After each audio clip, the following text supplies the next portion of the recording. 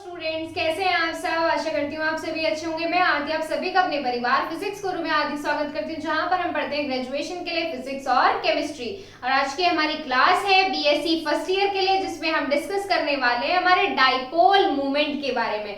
Dipole movement और percentage ionic character from dipole movement. आज हम मेनली इन दोनों चीजों के बारे में डिस्कस करने वाले हैं। तो चलिए बात करते हैं डाइपोल मूवमेंट की। डाइपोल मूवमेंट क्या होता है? तो आज का हमारा टॉपिक है डाइपोल मूवमेंट और percentage ionic character from dipole movement. तो सबसे पहले हम बताएंगे डाइपोल मूवमेंट क्या होता है। Percentage ionic character of dipole movement. Dipole movement हमारे एटम में जो आयनिक कैरेक्टर होता है वो कैसे फाइंड किया जाता है? डाइपोल मूवमेंट की हेल्प से। उसके लिए हमें पहले पता होना चाहिए डाइपोल मूवमेंट क्या होता है हमारा। इस तरीके से देखिए, हमारे क्या लिए, हमने कोई दो एटम्स लिए। ये एटम नंबर ए है, ये एटम नंबर बी है, और यहाँ पर ये क्या है, इस पर चार्ज कितना है, Q1 है, और ये चार्ज क्या है, Q2 है। डाइपोल मूवमेंट होता है हमारे magnitude of charge, magnitude of charge, जिसे क्या दिखा सकते हैं आप, मैग्नीट्यूड ऑफ चार्ज, जिसे हमने E से रिप्रेजेंट कर लिया, मैग्नीट्यूड ऑफ चार्ज, और उनके बीच की डिस्टेंस, इनके ऊपर जो हमारे चार्जेस आते हैं उनके चार्ज के बीच की डिस्टेंस R ले लीजिए या D ले लीजिए, उनके बीच के डिस्टेंस के प्रोडक्ट के जो इक्वल होता है वो होता है हमारा डाइपोल मूवमेंट। डाइपोल मूवमेंट को हम म्यू से रिप्रेजेंट करते हैं। एक बार फिर से देखिए, एटम्स के चार्जेस का, इस पर चार्ज हमने क्या ले लिया, Q1 ले लिया, इस पर चार्ज क्या लिया, Q2 ले लिया। एटम्स पर जो चार्जेस होते हैं, चार्जेस का मैग्नीट्यूड और उसके बीच के डिस्टेंस, डिस्टेंस किसका, चार्जेस का, जो हमारे पार्शियल चार्ज, पार्शियल चार्जेस तो प्रेजेंट होते हैं। पार्शियल चार्ज कैसे थे, पार्शियल नेगेटिव और पार्शियल पॉजिटिव, इस तरीके से होते थे ना, इस तरीके से हमारे चार्ज होते थे। तो जो हमारे पार्शियल चार्जेस के बीच का जो डिस्टेंस है, पार्शियल चार्जेस के बीच का जो डिस्टेंस है उसके इक्वल होता है हमारा डाइपोल मूवमेंट। ये होता है हमारा डाइपोल मूवमेंट। अब डाइपोल मूवमेंट देखिए, अब डेफिनेशन लिखेंगे इसमें आगे। ये क्लियर हो गया डाइपोल मूवमेंट क्या होता है हमारा। देखो, डाइपोल मूवमेंट इसमें लिखेंगे अब हम आगे, dipole movement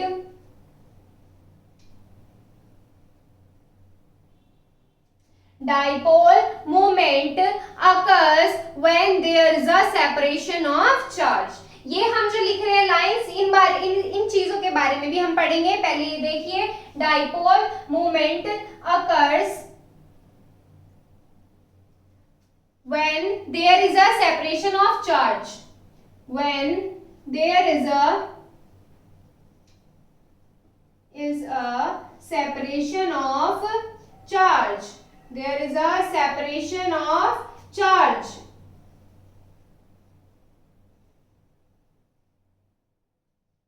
there is a separation of charge, they can occur between, they can occurs between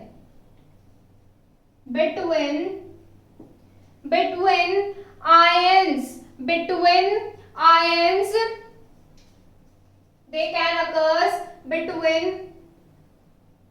they can occurs between ions in a ionic bond, ions in a ionic bond,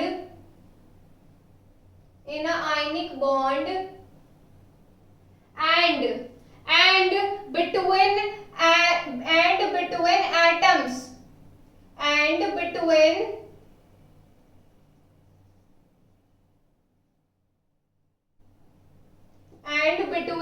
atoms, and between atoms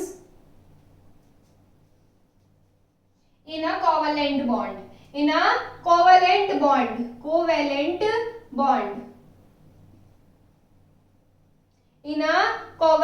bond। तो अभी हमने इसमें क्या देखा, dipole movement कब होता है हमारा, डाइपोल मोमेंट होता है जब हमारा चार्ज सेपरेशन होता है। देखिए ये हमारा क्या है, एटम ए है, ये क्या है हमारा एटम बी है। यहाँ पर ये क्या ले लिए हमने, एटम ए है, ये हमारा एटम बी है। डाइपोल क्या होता है, डाइपोल हमारा होता है पोलर। डाइपोल किसके बीच में प्रेजेंट होते हैं, जब हमारे एटम्स कैसे होते हैं, पोलर होते हैं, पोलर है। इन पर चार्ज कैसा प्रेजेंट होता है, इस पर हमारा पार्शियल माइनस प्लस, हमारा चार्ज क्या हो रहा है, हमारा चार्ज सेपरेशन हो रहा है। इसमें हमारा क्या हो रहा है, partially minus partially positive, partially minus partially positive. जब हमारा चार्ज सेपरेट होता है, किसमें, एटम्स में, जब हमारा चार्ज सेपरेट होता है तब हमारा उसमें डाइपोल मूवमेंट होता है उसमें। अब इसमें हम बात करते हैं आगे कि किस किस के बीच में हम इसको फाइंड कर सकते हैं। They can occurs between ions in a ionic bond. जो हमारे आयनिक बॉन्ड होते हैं, आयनिक बॉन्ड में क्या होते हैं, हमारे आयंस ही तो बनते हैं। आयनिक बॉन्ड कैसा होता है, हमारा स्ट्रॉन्ग बॉन्ड होता है। ये हमारा आयंस में भी फाइंड किया जाता है और हमारा एटम्स में भी, एटम्स के बीच जिनमें बॉन्डिंग कैसी होती है, कोवलेंट बॉन्डिंग होती है, उसमें भी फाइंड किया जाता है। और अब बात करते हैं कि इसकी डेफिनेशन किसके इक्वल होता है। देखिए इसमें आगे लिखिए, इट इज रिप्रेजेंटेड बाय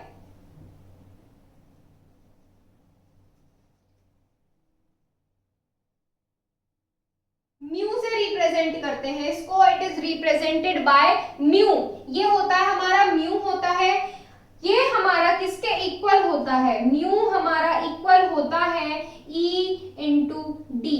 अब यहां पर E क्या है, where E is equal to magnitude of charge between atoms, magnitude of charge, the magnitude of charges,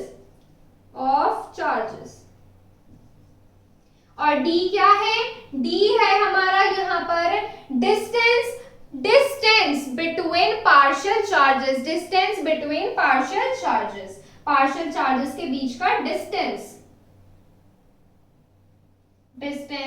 between partial charges.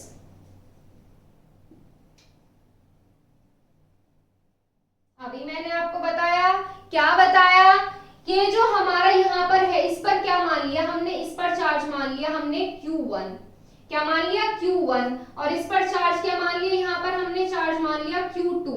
ये क्या है Q2, यहाँ पर हमारा क्या हो रहा है, चार्ज का सेपरेशन हो रहा है। ये क्या है हमारा magnitude of charge, Q1 Q2 को हमने किससे रिप्रेजेंट कर लिया, हमारा E से। E से किससे रिप्रेजेंट कर लिया, Q1 Q2 को हमने रिप्रेजेंट किया यहाँ से E से, मैग्नीट्यूड हो गया इसका। और पार्शियल चार्जेस के बीच का डिस्टेंस, ये डिस्टेंस कितना है हमारा, यहाँ से हमने डिस्टेंस ले लिया D, इसके इक्वल होता है हमारा डाइपोल मोमेंट। तो यहां से ये क्या आता है, हमारा डाइपोल मोमेंट आता है।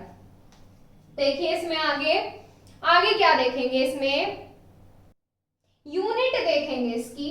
देखो जो हमारा E होता है, मैग्नीट्यूड ऑफ चार्ज, वो हमारी ESU में प्रेजेंट होता है। अब ये ESU क्या है, ये इसकी यूनिट है, इलेक्ट्रोस्टैटिक यूनिट, ये ESU में। और जो इसके बीच का डिस्टेंस प्रेजेंट होता है, ये हमारा एंगस्ट्रॉम में प्रेजेंट होता है।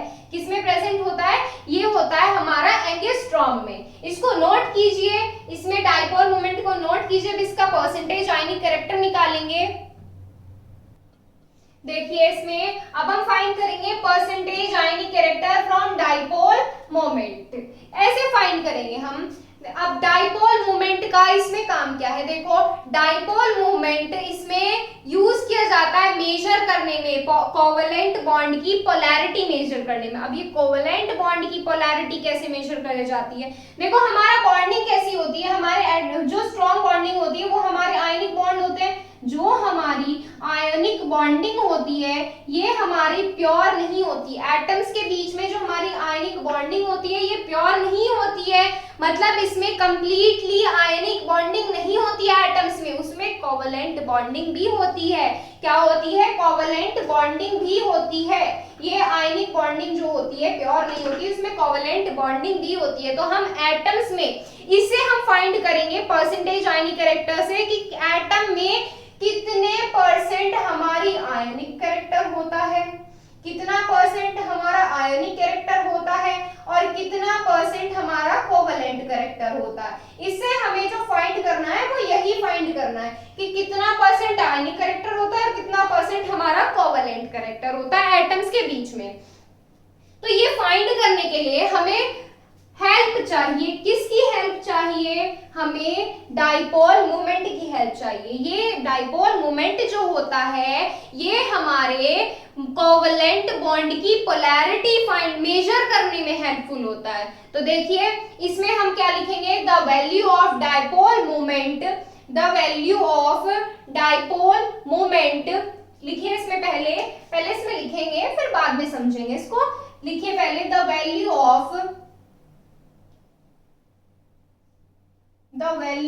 Dipole moment.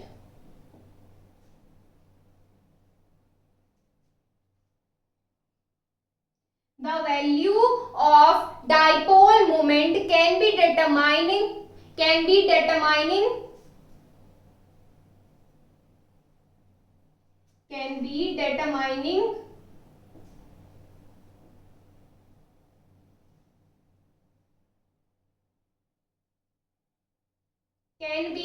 determining the amount of ionic character, determining the amount of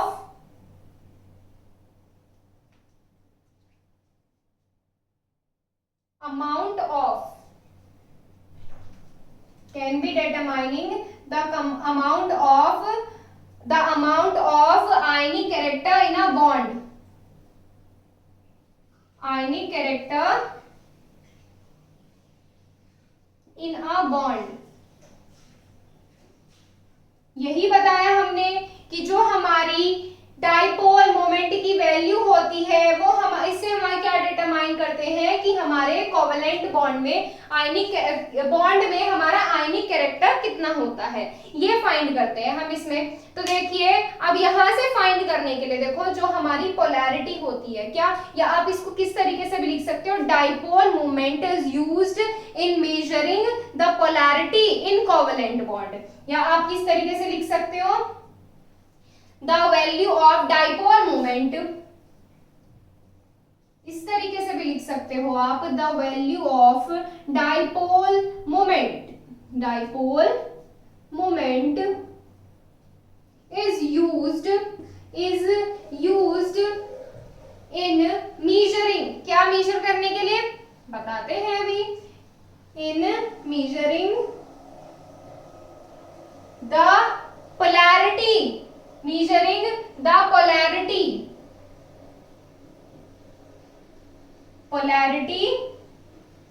measuring the polarity in covalent bond, या measuring the covalent character in bond, measuring the polarity of covalent character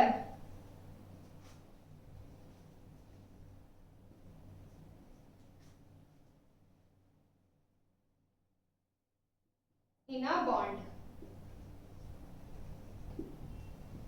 bond किसमें, atoms में जो bonding होती है उसमें। तो ये चीज क्लियर हो गई कि हमारे आयनिक कैरेक्टर और कोवेलेंट कैरेक्टर हमारी बॉन्डिंग में कितने कितने परसेंट होते हैं, यहां से हम ये फाइंड कर सकते हैं। तो देखिए कैसे फाइंड करेंगे, degree of polarity of a diatomic molecule, इसमें मेनली हम पढ़ने वाले हैं डायटोमिक मॉलिक्यूल्स के बारे में पढ़ने वाले हैं। तो देखिए इसमें देखिए degree of polarity,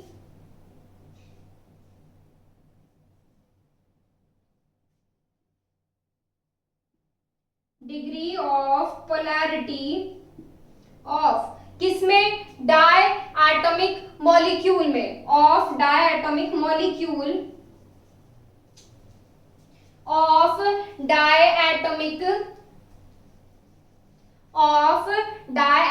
molecule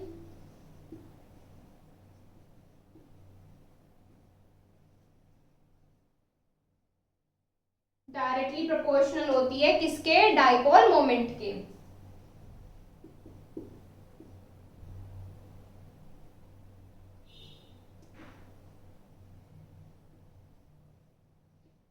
dipole proportional हो गई। इसका मतलब क्या हुआ कि जैसे जैसे डायटोमिक मॉलिक्यूल की पोलैरिटी बढ़ेगी उसका मतलब उसका डाइपोल मोमेंट भी इंक्रीज होगा। जैसे जैसे डायटोमिक मॉलिक्यूल की पोलैरिटी इंक्रीज होगी वैसे वैसे हमारा डाइपोल मोमेंट इंक्रीज होता चला जाएगा, वैसे वैसे डाइपोल मोमेंट इंक्रीज होता चला जाएगा। देखिए हम ऐसा एग्जांपल देखेंगे। एग्जांपल देखिए इसमें, पहले इसको नोट कीजिए, इसमें एग्जांपल करेंगे जिसमें हम आयनिक कैरेक्टर फाइंड करेंगे। नोट कीजिए इसको।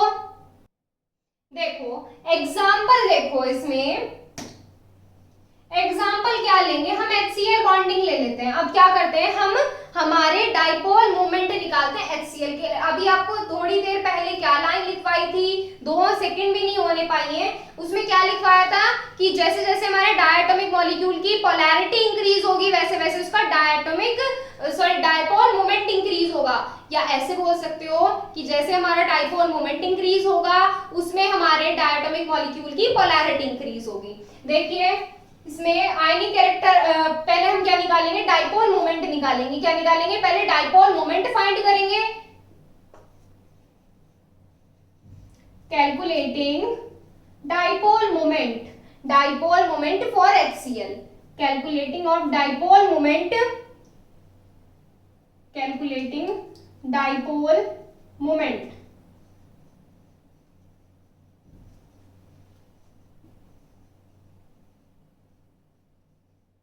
HCl के लिए डाइपोल मोमेंट फाइंड करते हैं हम। HCl के लिए डाइपोल मोमेंट कैसे फाइंड करेंगे, हमें पता होना चाहिए फॉर्मूला, हमें पता होना चाहिए फॉर्मूला। फॉर्मूला क्या होता है, mu is equal to E into D होता है। ई क्या होता है, हमारा मैग्नीट्यूड ऑफ चार्ज होता है। क्यू क्या होता है, डिस्टेंस होता है, पार्शियल चार्जेस के बीच का डिस्टेंस होता है। अब क्या फाइंड करेंगे, देखो हमारा H और Cl एटम हो गया, H और Cl एटम हो गया। अब यहां से क्या फाइंड करेंगे हम, इनके चार्जेस या मैग्नीट्यूड फाइंड करेंगे, चार्ज का मैग्नीट्यूड। अब देखो ये जो वैल्यूज होती हैं ये थ्योरेटिकल वैल्यूज होती है। क्या होती है, थ्योरेटिकल वैल्यूज। इसमें जो पूछा जाता है वो हमारी यही पूछी जाती है कि इसकी थ्योरेटिकल वैल्यू के बेसिस पर ये आयनिक कैरेक्टर हमारा कैसे फाइंड होता है। इसके फॉर्मूले जो है वो इंपॉर्टेंट है, फॉर्मूले जो है इसके वो इंपॉर्टेंट है हमारे। तो देखिए इसमें म्यू इज इक्वल टू, जो इसका मैग्नीट्यूड होता है, मैग्नीट्यूड ऑफ चार्ज होता है वो इसका होता है 4.80 into 10 to the power -10 ESU में होता है। ESU होती है यूनिट, ESU होती है इलेक्ट्रोस्टैटिक यूनिट। और जो इसके बीच का डिस्टेंस होता है, इसके बीच का डिस्टेंस होता है 1.27 एंगस्ट्रॉम होता है। इनके बीच का डिस्टेंस कितना होता है, 1.27 एंगस्ट्रॉम। इनको सॉल्व कीजिए, 4.80 into 1.27 10 to the power -10 ESU angstrom. इसको सॉल्व कीजिए, सॉल्व कीजिए इसको, क्या आएगा, ये सॉल्व करेंगे इसको तो 6.09 समथिंग आ जाएगा। जब इनको सॉल्व करेंगे तो 6.09 समथिंग आ जाएगा into 10 to the power -10 ESU angstrom. ये क्या है, हमारी यूनिट्स है, यूनिट्स है। अब इसको जो है हम इसको और सॉल्व कर लेंगे। और सॉल्व कैसे करेंगे, देखो तभी तो समझ आएगा। तो यहां से ये हमारा म्यू इज इक्वल टू हो जाएगा 6.09 डिवाई, क्या हो जाएगा 6.09 डिवाई, डिवाई क्या होता है 1 Debye is equal to 10 to the power -10 ESU angstrom होता है हमारा डिवाई। क्या होता है, डिवाई। तो इसकी यूनिट क्या हो गई, इसकी यूनिट हो गई 6.09 डिवाई। डिवाई को किससे रिप्रेजेंट कर सकते हैं आप, डी से रिप्रेजेंट कर सकते हैं। तो यहां से किस क्या आ गई, ये इसका म्यू की वैल्यू आ गई। यहां से क्या आ गई, म्यू की वैल्यू आ गई। इस वैल्यू को हम नोट करके रखेंगे, इस वैल्यू को हमें जरूरत पड़ेगी आगे। आगे इसको नोट कीजिए, पहले नोट कीजिए इसे। देखो अब इसमें इसको नोट कर लिया आपने। इसमें अब हम क्या करेंगे, आयनिक कैरेक्टर फाइंड करेंगे HCl बॉन्ड में। आयनिक कैरेक्टर ही तो फाइंड करना है हमें। अरे हेडिंग देखो, percentage ionic character from dipole moment. Dipole moment की हेल्प से हम किसी एटम के बीच में आयनिक कैरेक्टर की परसेंटेज फाइंड करने हैं हमें। इसमें आयनिक कैरेक्टर की परसेंटेज और कोवेलेंट कैरेक्टर की परसेंटेज। नोट कीजिए इसको, मुझे इसकी जरूरत है अभी।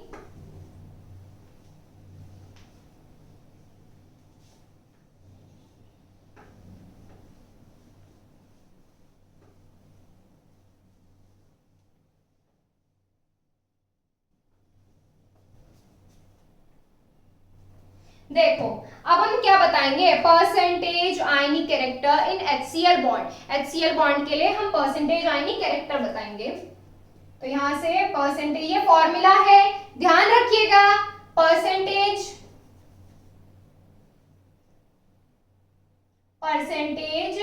आयनिक कैरेक्टर, परसेंटेज आयनिक कैरेक्टर किसमें फाइंड करेंगे, HCl बॉन्ड में, इन HCl बॉन्ड, इन HCl बॉन्ड। ये हमारा किसके इक्वल होता है, ये हमारा इक्वल होता है म्यू की, डाइपोल मोमेंट की experimental value upon theoretical value of dipole moment के, और उसकी परसेंटेज यानी कि इनटू 100 के इक्वल होता है। देखिए एक्सपेरिमेंटल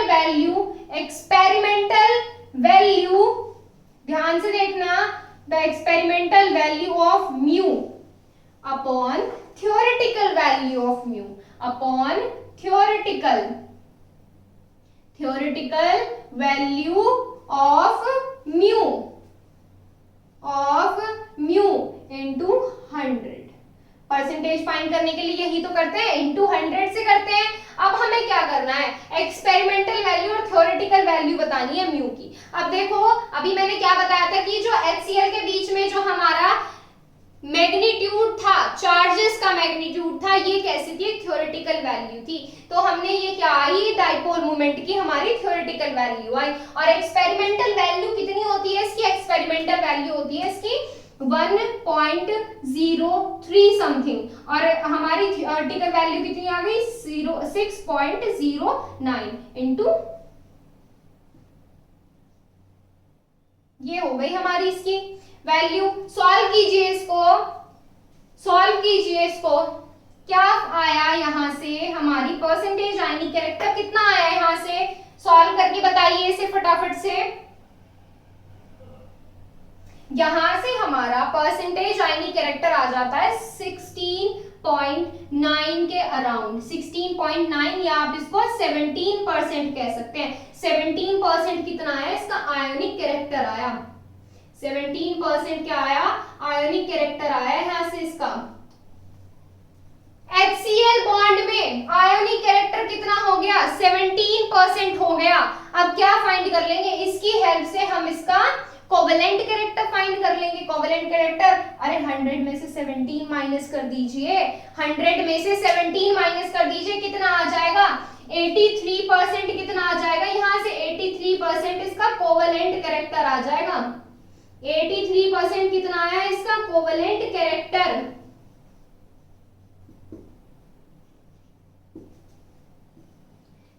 इसका मतलब क्या हुआ, इसका मतलब ये हुआ कि हमारे HCl बॉन्ड में 17% कितना होता है, आयोनिक कैरेक्टर होता है। 17% कितना होता है, आयोनिक कैरेक्टर, और 83% हमारा कोवेलेंट कैरेक्टर होता है। 83% क्या होता है, कोवेलेंट कैरेक्टर। तो यहाँ पे ये कंप्लीट होता है हमारा डाइपोल मोमेंट और percentage ion character from dipole moment. ये हमारा टॉपिक है, ये क्लियर होता है। डाइपोल मोमेंट आपको क्लियर हो गया होगा, इनटू डी कैसे आया, म्यू इक्वल्स टू, और ये क्या होता है हमारा परसेंटेज आयन कैरेक्टर का फॉर्मूला होता है। तो यहाँ से क्या कर सकते हैं आप, यहाँ से इसको नोट कर लीजिए। नेक्स्ट टाइम पे हम इसमें दो छोटी छोटी डेफिनेशंस के बारे में पढ़ेंगे। छोटी छोटी डेफिनेशन जैसे हमारी पोलराइजेशन पावर क्या होती है, पोलराइजेबिलिटी क्या होती है, इनके बारे में पढ़ेंगे। अब चलिए आज के लिए बस इतना ही, मिलते हैं आपसे नेक्स्ट क्लास में। Thank you so much.